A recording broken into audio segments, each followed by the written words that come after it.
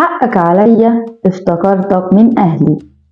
كان زمان العرب لما بيعملوا أفراحهم كانوا بيوزعوا اللحمة جوه رغيف عيش، يجيب رغيف العيش ويحط فيه اللحمة ويلفه ويوزعه على المعازيم.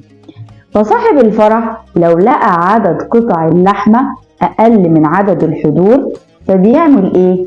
بيلف رغيفة فاضية عيش، يعني يجيب العيش فاضي ويلفه على إنه فيه لحمة ويوزعه على أهل بيته والقريبين منه واللي عارف إن هما مش هيكسفوه. فكان في واحد عامل فرح يخصه، وهو بيوزع اللحمة اكتشف إن عدد اللحمة أقل من عدد الحضور، فراح عمل الأرغفة الفاضية دي العيش الفاضي ولفها ووزعها على الناس اللي هو بيحسن الظن بيهم وبيحس إن هم أهله.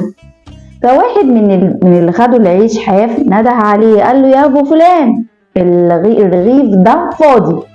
فقال له معلش أنا افتكرتك من أهل بيتي.